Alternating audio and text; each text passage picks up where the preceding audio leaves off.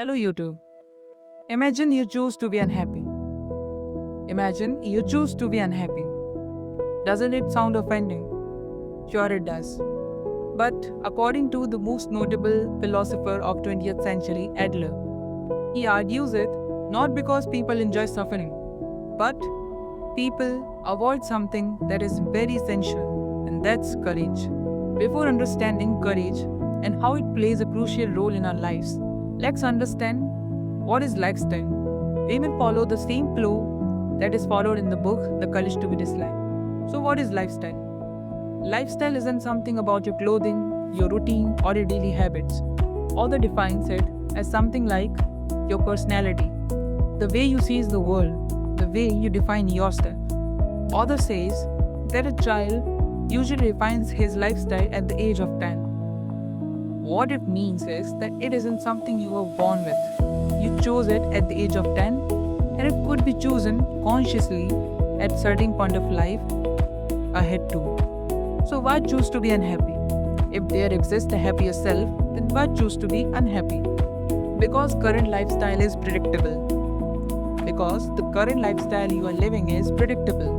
While changing, on the other hand, is uncertain. There could be a failure, there could be a misery, there could be shattering of your self-image. In conclusion, familiar misery feels safer than the unfamiliar happiness. Adler says that courage isn't something like physical bravery. Instead, it is abandoning your older lifestyle in the change for good. Just like the novelist friend of author and the girl we talked about in our previous video, both chose certainty over uncertainty. Coming further, we talk about inferiority.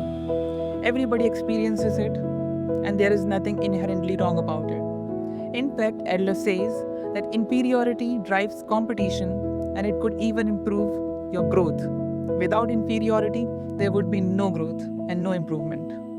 But to cater the chronic state of inferiority, when the person excuses some reason to not even try, is called inferiority complex. Like, I should not even try because I'm not good at it. Such behavior shows that instead of using inferiority as a motivation, we use it as a conclusion. Adler also says that all the problems are interpersonal problems. Well, why talk about this in this video? Because every meaningful change is going to put you in front of people's opinion. Like, if you finish a book and publish it, someone would definitely criticize it. If you confess, you would definitely get rejected at some point, sometime. And I guess it would be the righteous way to talk about this in next video in very detail. So, bringing it all together, we stay the same not because change is impossible. We stay the same because the known feels safer than the unknown. But my dear friend, the life you know may be comfortable, but the life you want demands you to live it.